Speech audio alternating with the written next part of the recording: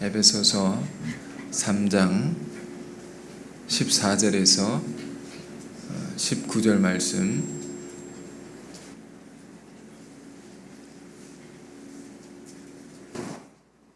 찾으셨나요?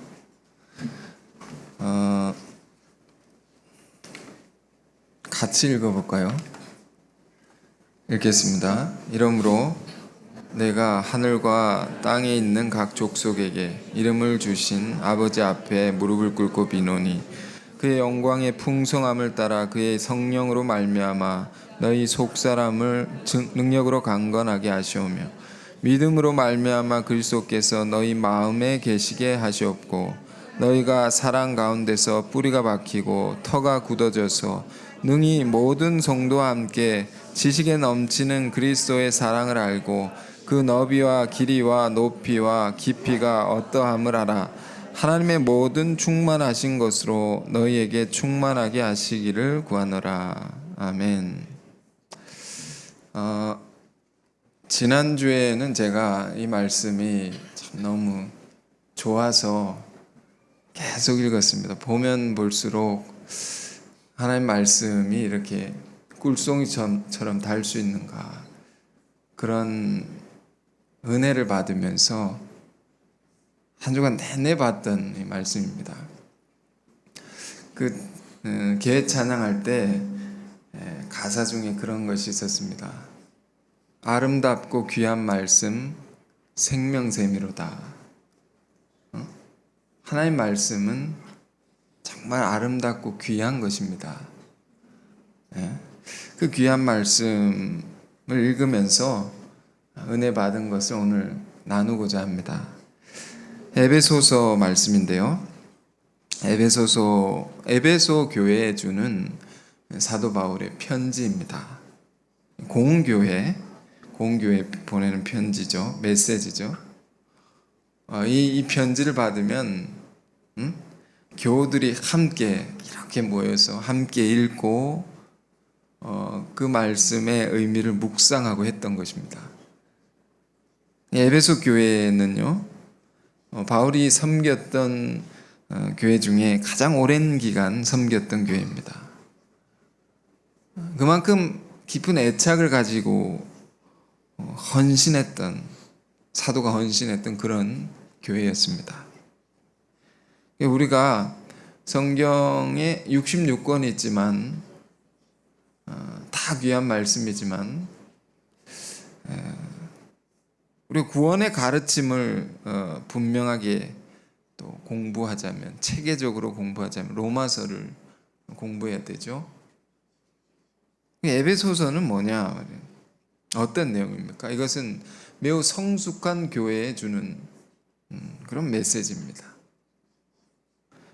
그러니까 온갖 어려움을 다 겪고 이기면서, 한국말로 산전수전 다 겪으면서, 그러나 주님께 헌신했던 사람들이 있는 교회,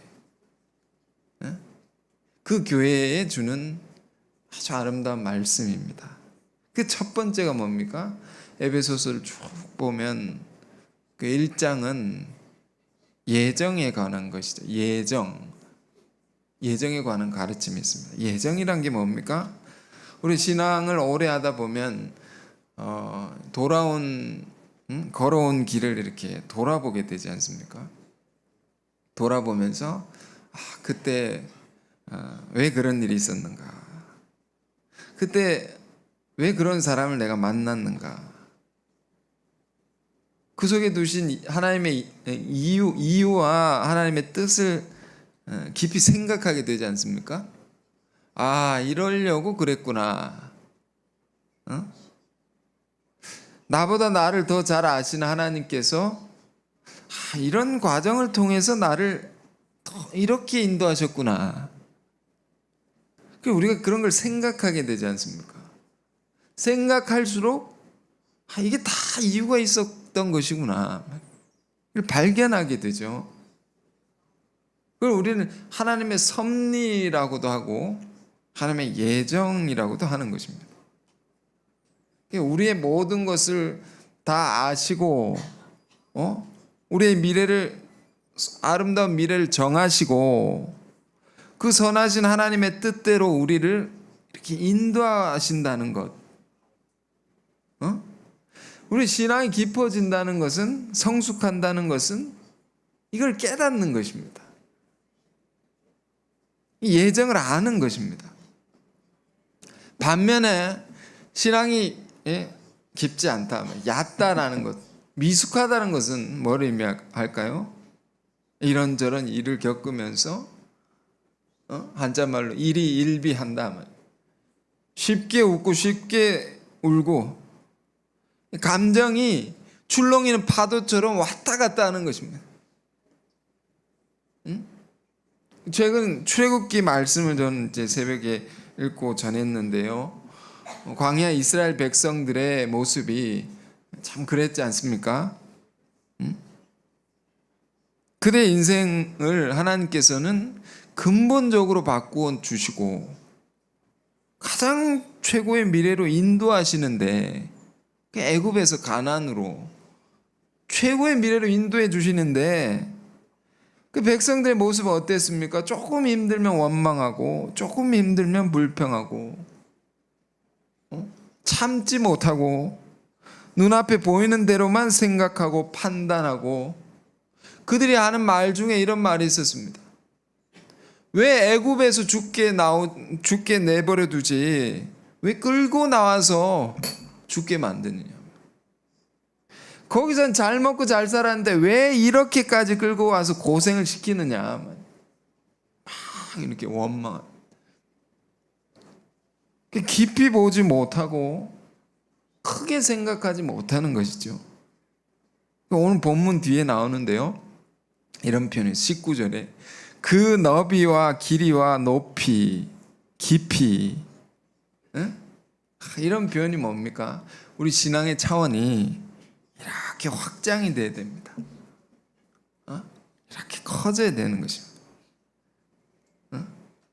하나님의 은혜와 사랑이라는 것은 참으로 깊고도 참으로 넓은 것이죠.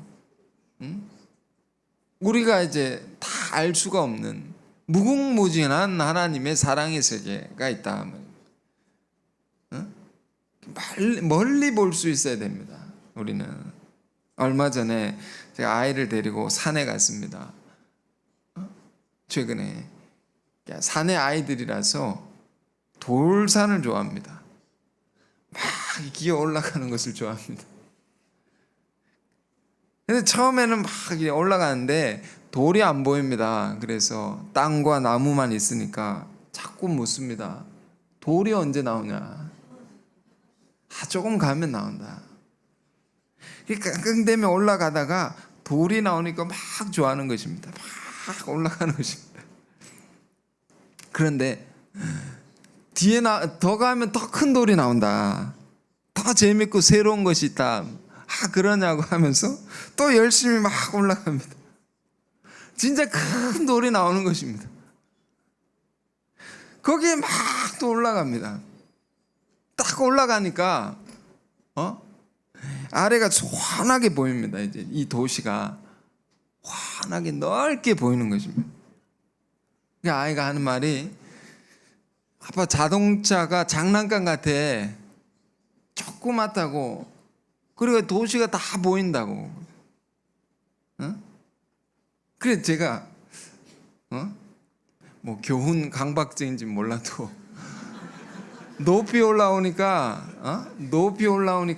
다 보이지 않느냐.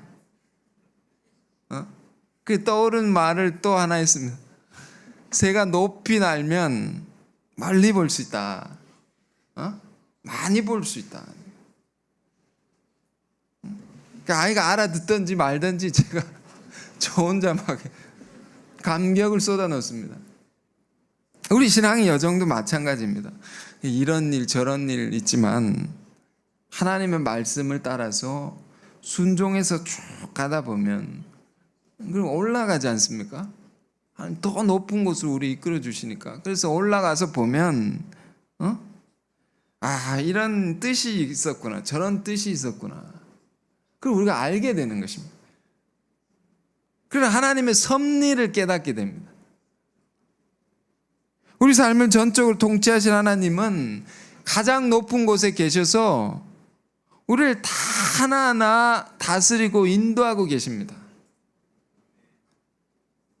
그 하나님을 믿고 가면 나중에 다 깨닫게 되는 것입니다. 지금 몰라도 알게 되는 것입니다. 그 너비와 길이와 높이가 어떠함을, 깊이가 어떠함을, 하나님 은혜의 세계의 그 비밀을 발견해 갈 때 우리 신앙은 이렇게 성숙해지는 것입니다. 자라는 것입니다. 우리 육신도 이렇게 자라죠. 아이에서 어른, 장성한 어른에까지 이렇게 자라지 않습니까? 근데 우리 영도 자라는 것입니다. 영도. 우리 영도 이렇게 자라야 됩니다. 그 자란 것을 가지고 우리는 또 다른 세계로 가는 거죠. 그러니까 어떤 기도하는 분이 우리 아이들 있지 않습니까? 아이들에게, 아이들이 이렇게 보더니 손짓으로 이렇게 말합니다. 이만한 아이인데 이만큼 컸다. 지나가는 아이 보고 저만큼 컸다. 이상한 은사죠. 아, 저런 은사도 있구나. 여러분, 각자에게 주신 은사가 있죠. 저는 방언밖에 못합니다. 대신에 하나님의 말씀을 이렇게 사랑하고 전할 수 있는 은사를 주신 것 같습니다. 이제 영이 이렇게 자란다 말이에요. 우리가 에베소서 1장을 볼 때 이 예정의 가르침을 통해서 우리 신앙이 자랄 수 있습니다. 이걸 붙들어야 됩니다. 하나님의 섭리 깊이 생각할 수 있어야 되고요. 그 에베소 2장에는 뭐가 있습니까? 2장에는 이방인과 유대인이나 이제 흩어지고 나누어진 모든 사람들이 그리스도의 피로 말미암아 가까워진다는 것입니다. 그리스도의 피로 말미암아 다 연합되고 하나 된다는 것입니다. 2장이 우리에게 던져준 소중한 가르침은 우리 인간 관계가 불화하게 할 수 있지 않습니까? 서로 생각이 다르고 마음이 다르고 이런저런 일로 불화하게 되면 상대를 탓하지 말고 그리스도께로 가까이 가라라는 것입니다. 각자가 그를 탓하지 말고 그리스도를 더 바라보라라는 것입니다. 그러면 하나님께서 그리스도의 피로 말미암아 다 하나 되게 하신다. 그래서 하나 되게 하셔서 이 땅의 온 민족과 족속이 다 구원받기를 원하신다. 그런 하나님의 큰 계획을 2장에서는 말했습니다. 그리고 3장인데요. 3장은 그 계획을 이룰 수 있도록 사도 바울이 기도를 하는 것입니다. 기도. 그게 이루어지도록. 그게 본문의 말씀인데 그 중에 오늘 본문의 말씀 14절부터 읽었는데요. 이 성경을 다시 봅시다. 이러므로 내가 하늘과 땅에 있는 각 족속에게 이름을 주신 아버지 앞에 무릎을 꿇고 비노니. 이 비는 것입니다. 기도입니다. 기도. 사도의 기도. 사도가 모든 족속을 위해 하나님 앞에 무릎을 꿇고 기도한다는 것입니다. 하나님 앞에 무릎을 꿇고 모든 족속으로 온 인류를 놓고 기도하는 것입니다. 바울이 얼마나 큰 사람인가 말이에요. 하나님의 큰 계획을 두고 기도합니다.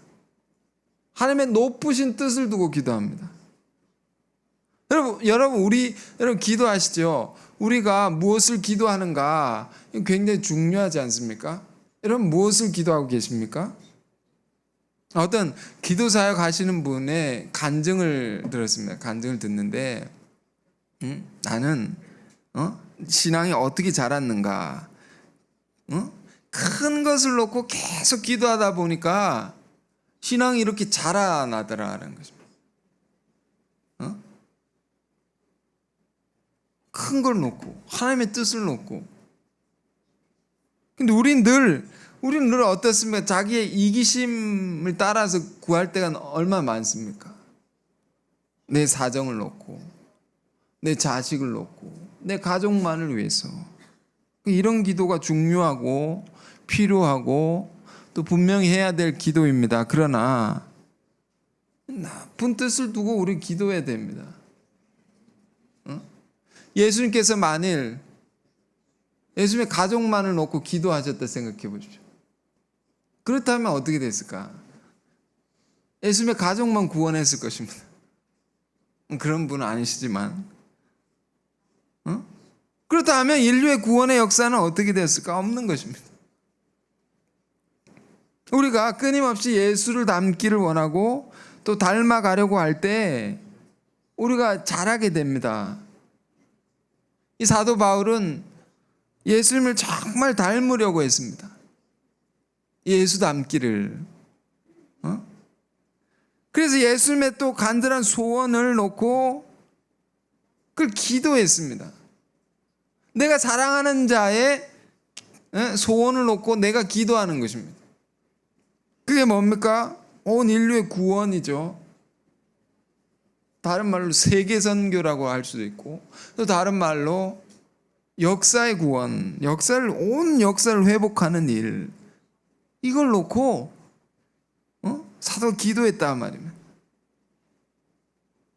그리고 그것을 이루려고 했단 말입니다.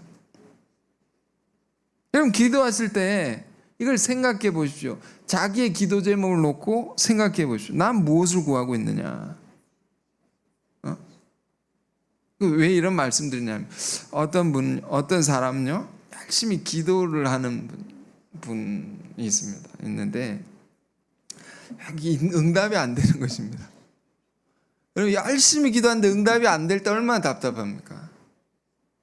응답도 안 되고 오히려 더 힘든 일이 생기고 막 인생이 꼬여 있는데 이게 풀리지가 않는 것입니다. 왜 이런지 해석도 안 되고, 그럼 한 가지를 딱 점검해 봐야 됩니다. 내 구하는 것이 내 뜻대로 구하고 있는 거 아니냐, 내 사정 안에서 내 차원 안에서 구하고 있는 것은 아닌가, 이걸 점검해야 됩니다. 하나님은 큰 분이시다 말입니다. 우리의 모든 걸 아시는, 우리의 과거와 현재와 미래의 모든 것을 아시는 큰 분인데, 그분의 뜻대로 우리가 구하면 우리 안에 모든 문제들이 신기하게 하나하나 풀려나갑니다. 하나님의 뜻과 내 현실의 문제가 관계가 없는 것 같은데 신기하게 하나님 뜻을 구하는데 내 것이 응답이 된다 말입니다. 이것을 예수님께서 이렇게 말씀해 주셨습니다. 너희는 먼저 그의 나라와 의를 구하라. 그래야만 이 모든 것을 너에게 더해 주시리라. 너 기도 다 응답해 주리라. 무슨 말씀을 드리는가? 우리의 기도라는 것이 언제나 하나님의 뜻을 먼저 구하는 것이 되어야 된다. 지금 사도의 이 기도가 그런 것입니다. 하늘과 땅에 있는 각 족속에게 이름을 주신 하나님 앞에 무릎 꿇고 비노니, 하나님 앞에 무릎 꿇고, 우리가 일이 안 되고 어렵고 답답한 일이 있으면 크신 하나님께 우린 무릎 꿇는 자들이 돼야 돼요. 정말로 무릎 꿇는 자들. 사실 우리가 할 수 있는 것은 별로 없지 않습니까? 거의 없다고 할 수 있습니다. 우리가 열심히 고생하고 애쓰고 노력하는 것 분명히 있지만 사실 하나님께는 그건 지극히 작은 것입니다. 아무것도 아닌 것입니다. 사실은요. 어떤 분이 경험을 얘기해 주시는데 굉장히 소중한 경험이었습니다. 큰 일을 두고 그걸 이루려고 몇 달 동안 열심히 모이고 기도하고 노력했습니다. 나중에 그게 이루어졌습니다. 성취가 되었습니다. 굉장히 큰 일이었는데, 그래서 많은 사람들이 생각했습니다. 우리가 이렇게 노력해서 이루어졌다. 근데 훗날 시간이 흐르고 나서 알고 보니까 그거 아니라는 거죠. 아무런 영향이 못 되는 것이었습니다. 막 노력한다고 했는데 그건 도무지 그걸로는 이루어질 수 없는 일이었습니다. 그러면 어떻게 이루어졌느냐? 엉뚱하게 중요한 일을 맡은 사람이 큰 실수를 한 것입니다. 그것 때문에 됐다고. 충격이었습니다. 충격. 그러면 우리가 노력하고 기도하는 건 소용없느냐?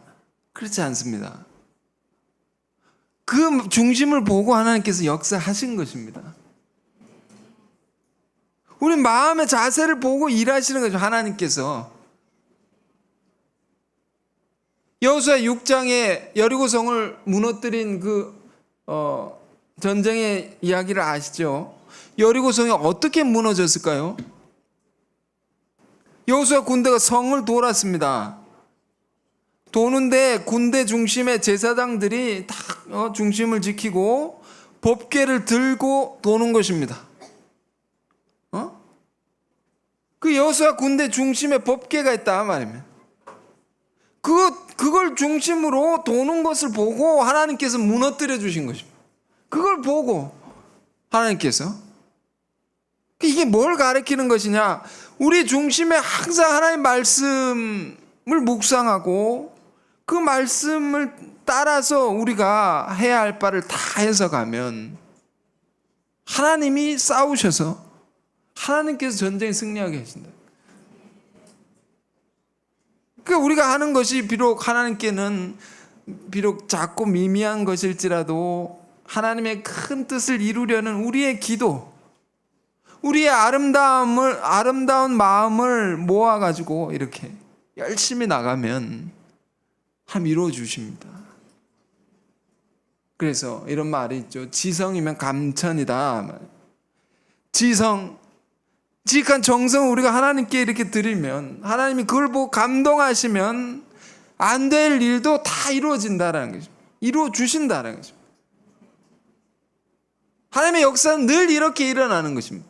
성취가 되는 것입니다. 우리가 이런 마음으로 기도하기를 원합니다. 자, 사도가 그렇게 기도를 하는데 조금 더 볼까요? 그의 기도의 구체적인 내용이 뭡니까? 16절 17절 그의 영광의 풍성함을 따라 그의 성령으로 말미암아 너희 속사람을 능력으로 강건하게 하시오며 믿음으로 말미암아 그리스도께서 너희 마음에 계시게 하시옵고 너희가 사랑 가운데서 뿌리가 박히고 터가 굳어져서. 자, 이 기도의 시작이 이렇습니다. 그의 영광의 풍성함을 따라서. 제가 이제 이 말씀이 너무 좋아서요 하나하나 이렇게 뜯어보고 싶었습니다. 하나하나. 그의 영광의 풍성함을 따라서 교우들 위해서 기도합니다. 사도의 기도가 이걸 따라서 주님의 영광의 풍성함, 이게 뭘까요? 주님의 영광, 영화로움, 그 풍성함. 우리가 로마서를 공부하면 8장 29절 30절에 이런 말씀이 있습니다. 하나님께서 우리를 미리 아시고 정하시고 우리를 부르시고 우리를 의롭다 하시고 그리고 영화롭게 하셨느니라. 하나님께서 우리 믿는 자들, 택함 받은 백성들을 끊임없이 아름다운 세계로, 멋있는 세계로 인도하신다면 더 높은 곳으로. 그게 영화로움입니다. 그게 우리 믿는 자들의 삶은 한없이 희망적인 것입니다. 희망적이다, 여러분. 이거 기억하십시오. 사도 바울은 그의 삶이 심각한 고난의 상황에 처했을지라도 그는 이런 말을 했습니다. 현재 고난은 장차 나타날 영광과 좋게 비교할 수 없도다. 상상할 수 없는 세계로 하나님께서 우리를 이끌고 계시다. 그 하나님의 영광의 풍성함을 따라 기도한다 말입니다. 사도가. 교회를 놓고 기도하시는 어떤 분이 하나님 주시는 은사로 받은 것을 막 이제 나눠주었습니다. 지난주에 나눠주었는데 운동선수들이 운동할 때요, 이렇게 무거운 걸 달고 운동하잖아요. 가령 육상 선수면 무거운 걸 달고 막 달리기 연습을 합니다. 달고 무거운 거, 쇳덩이 같은 거, 그걸 달고 막 그리고 나서 나중에 그걸 풀면 어떻게 되겠습니까? 날아다니는 것 같이 쌩쌩 더 잘 달리게 되죠. 그 우리가 그 무거운 걸 여태껏 이거 달고 왔다고, 이제 그게 벗겨지는 날이 왔다. 앞으로 굉장히 빠르게 하나님의 역사 발전하는데 그동안 그것을 하나님께서 대비시킨 것이다, 우리로. 응? 무거운 걸로 이렇게. 그리고 이제는 막 날듯이 가게 됩니다. 엄청난 변화가 우리에게 옵니다. 밝은 미래의 약속이 우리에게 있는 줄을 확신하기 바랍니다. 믿으시기 바랍니다. 그 영광의 풍성함을 따라서 기도를 하는데요. 그러니까 이 말씀은 그런 것입니다. 영광의 풍성한 세계로 들어가는 우리들에게 필요한 두 가지 있습니다. 그 두 가지를 기도하는 것입니다. 두 가지가 16절, 17절인데요. 이 구절은 사실 17절부터 봐야 됩니다. 성경을 보면 아주 가끔씩 순서가 이렇게 바뀌어진 게 있습니다. 순서가, 앞뒤가. 왜냐하면 바울의 뜨거운 열정으로 막 쏟아낸 말이기 때문에 나중에 할 말 먼저 하기도 하고 급해가지고 그런 것을 우리가 발견할 수 있는데요. 그대로 적어놨습니다. 그래서 성경은 더 진실된 기록이고 더 은혜롭죠. 그래서 17절부터 보면요, 믿음으로 말미암아 그리스도께서 너희 마음에 계시게 하였고, 첫 번째 기도죠. 교우들을 향한 믿음으로 말미암아 그리스도께서 너희 마음에 계시도록. 두 번째 16절에 성령으로 말미암아 너희 속사람이 강건하도록. 먼저 믿음 뭡니까? 로마서를 늘 보는데 믿음이 뭡니까? 우리 죄를 대신해서 죽으신 하나님 아들의 놀라운 사랑을 우리가 받아들이는 거죠. 그 은혜를 우리가 accept하는 겁니다. 수용하는 것입니다. 그 사랑을 받아들여서 그리스도가 내 안에 계시도록, 내 마음에 계시도록. 이 말이 얼마나 아름답습니까? 어떤 세신자가 로마서 1장 말씀을 이렇게 듣고, 강의를 듣고 질문을 했습니다. 로마서 1장의 메시지 핵심이 뭡니까? 모든 죄의 뿌리는 하나님 마음에 두기 싫어하는 데 있다, 인간이. 그래서 그러니까 모든 죄를 청산할 유일한 길은 우리 마음에 하나님을 모시고 사는 것이다. 여기까지 이해를 했습니다. 그러니까 그 사람 질문을 던집니다. 그 하나님 마음에 두는 게 뭐죠? 이렇게. 그러니까 머리로 이해는 했는데 이게 뭔지 하나님 마음에 두는 게 뭐죠? 어떻게 마음에 두고 살 수 있습니까, 하나님을? 이런 대답을 제가 했습니다. 그건 하나님 사랑하는 거라고 그랬어요. 누군가를 사랑하면 그가 내 마음에 있지 않느냐. 그렇군요. 이렇게 이해를 했습니다. 하나님 사랑하는 거예요. 그 사랑을 어떻게 합니까? 우리가? 그게 믿음이라는 것입니다. 이 믿는 사랑을 믿음으로 이렇게 받아들이는 것입니다. 그럼 그 사랑이 우리 안에 있단 말입니다. 그러니까 그게 믿음이라는 거죠. 그 믿음이 우리에게 필요한, 하나님의 풍성한 영광의 세계에 들어가려는 우리에게 먼저 필요한 것은 하나님의 넘치는 은혜와 사랑을 받을 수 있는 믿음이 우리에게 필요한 것입니다. 그분의 사랑이 늘 내 안에 머물러 있을 수 있는 믿음. 지금 바울 안에 정말 그 예수님을 사랑하는 마음이 있습니다. 사랑한단 말입니다. 이 마음을 교우들에게 너희들도 갖기를 원하노라. 너희들도 이 마음 가지기를 원한다. 이제 더 잘 될 텐데 너희가. 그리고 또 두 번째 기도 제목이 뭡니까? 그 성령의 능력으로 말미암아 속 사람이 강건하게.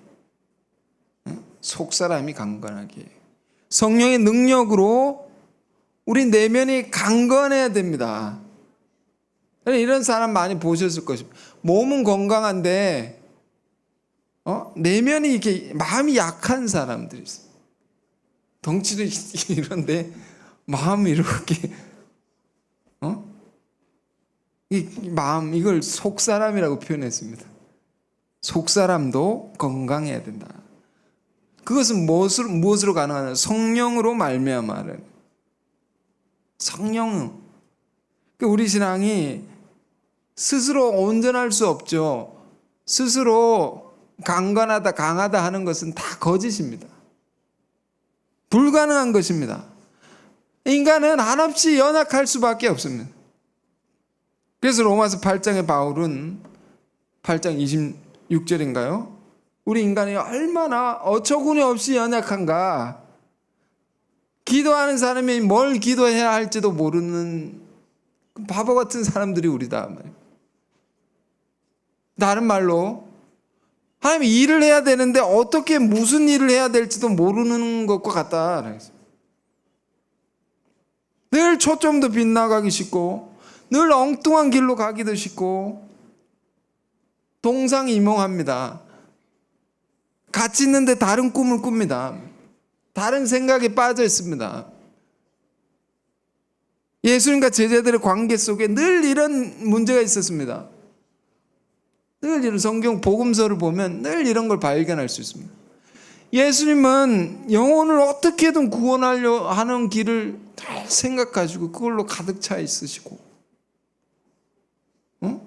십자가를 어떻게 지시는 일로 심각하신데 말이에요. 제자들은 배고픕니다. 먹고 하십시오. 먹는 걸 탐하고 서로 높아지려고 하고 싸우죠. 어떤 놈 돈을 훔칠 생각을 하고 있고. 그 다른 것입니다. 예수님과 제자들이 늘 같은 것을 보고 가야 되는데 그렇게 살지 못했다라는 것입니다. 우리가 그런 사람들입니다. 우리가 다 알고 보면. 그러면 우리가 뭐가 필요한 것입니까? 성령의 도우심과 인도하심이 절대적으로 필요한 것입니다. 끊임없이 우리를 가르치시고 우리를 위로해 주시고 힘주시는 성령이 우리는 필요합니다. 그 성령의 능력으로 우리 속사람이 강건해진다. 속사람이.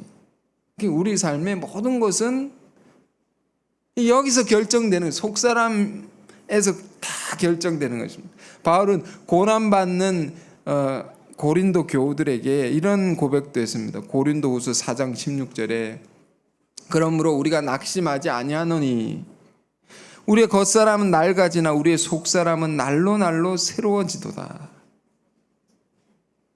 고난 중에 있는 사람들에게 우린 낙심하지 않는다. 왜? 겉사람은 이렇게 육은 이렇게 힘들어도 내면이 강해지고 새로워지기 때문에. 낙심하지 않을 수 있단 말이에요.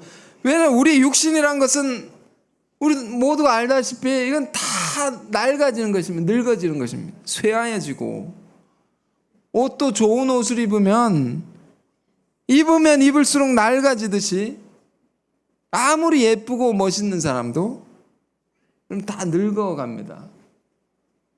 여러분 10년 뒤에 자신의 모습을 생각해 보십시오. 다 늙어 있습니다.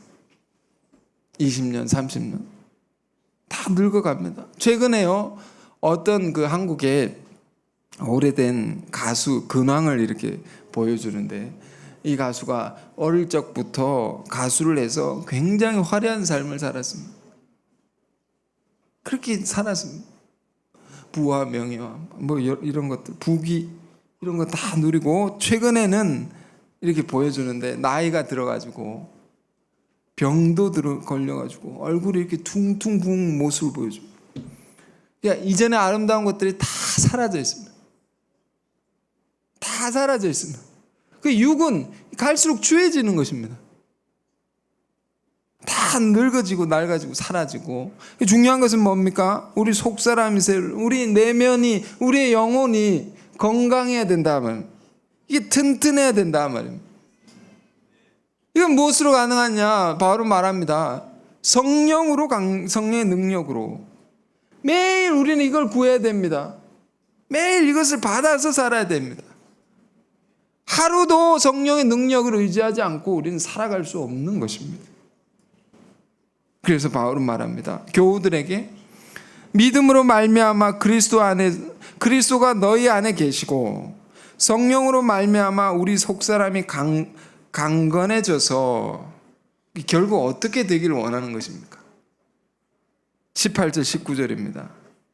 능히 모든 성도와 함께 지식에 넘치는 그리스도의 사랑을 알고 그 너비와 길이와 높이와 깊이가 어떠함을 깨달아 하나님의 모든 충만하신 것으로 너희에게 충만하게 하게 하시기를 구하노라. 여러분, 이 기도를 보십시오.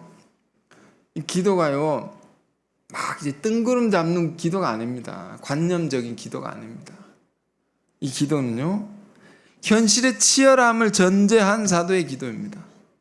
현실은 치열하고 막 이렇게 어려움도 있고, 에베소 교회를 여러분 아시죠? 바울이 가장 길게 목회한 교회였는데 수많은 도전과 어려움이 있었습니다. 계시록 2장에 나옵니다. 에베소 교회가 어떤 교회냐? 예수님이 칭찬하시는데 이런 걸 진짜 너희가 수고하고 너희가 인내하고 너희가 악한 자들을 용납하지 아니한 것과 너희가 이단의 나쁜 것들을 드러낸 것과 이런 걸 내가 다 칭찬한다고. 얼마나 치열했나. 내가 어려움도 잘 견뎌왔다는 걸 내가 아노라. 얼마나 고생했는가 하면 그런 교우들에게 이런 기도를 하는 것입니다. 고생에 치열할수록요 더 높은 세계를 바라보게 하는 것입니다.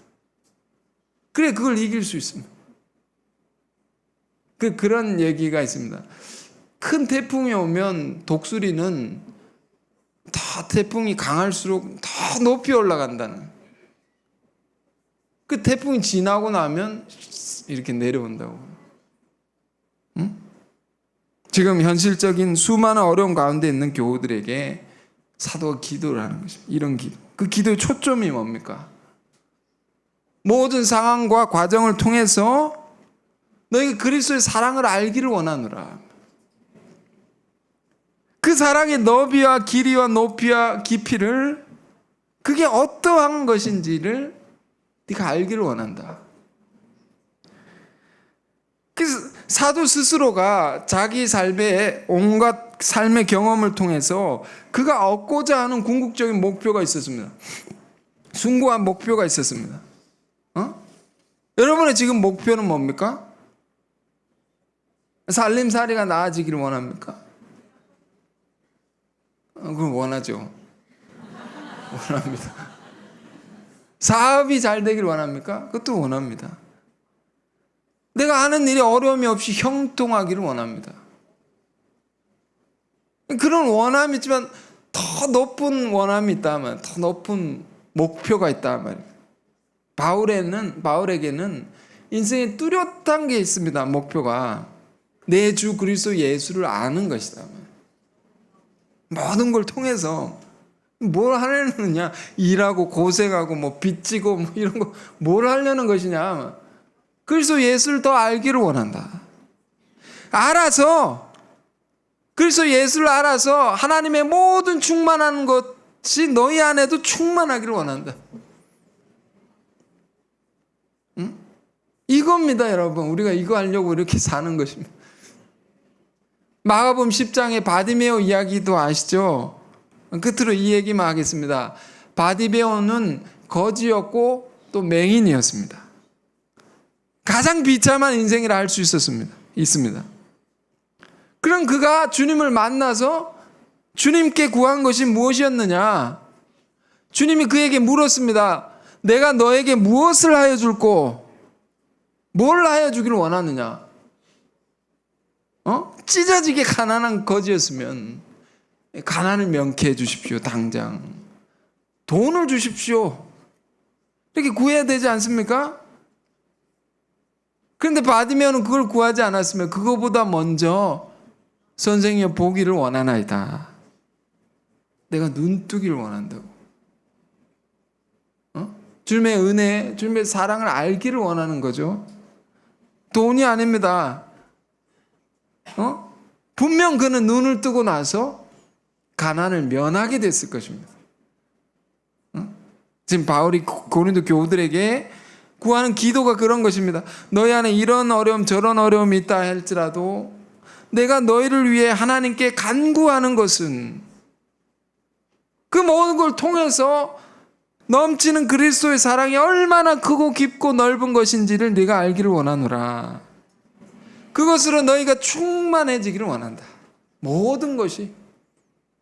여러분, 이 말씀을 따라서 우리 삶의 목표와 우리 기도 제목들을 다시금 조금은 진지하게 점검해 보기를 원합니다.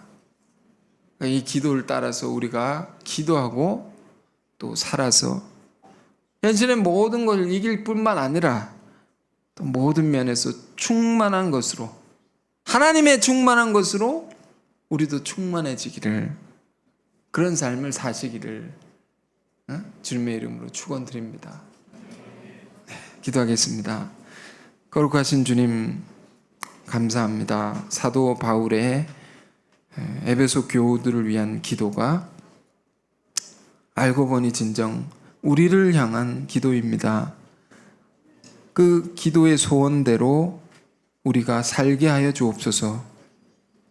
우리 삶의 현실이 때때로 어려움이 있다 할지라도 그럴수록 하나님의 높은 뜻을 더 바라보게 하시고, 그럴수록 하나님의 나라와 의를 먼저 구하는 하나님의 백성들이 다 되게 하옵소서. 믿음으로 말미암아 그리스도께서 우리 마음에 늘 계시게 하시옵고, 성령으로 말미암아 우리 속사람이 늘 강건하게 하옵소서. 이 모든 걸 통해서 그리스도의 넘치는 사랑을 알게 하여 주시고, 우리 삶의 모든 면에서 하나님의 충만으로 충만케 하옵소서. 예수 그리스도 이름으로 기도했습니다. 아멘.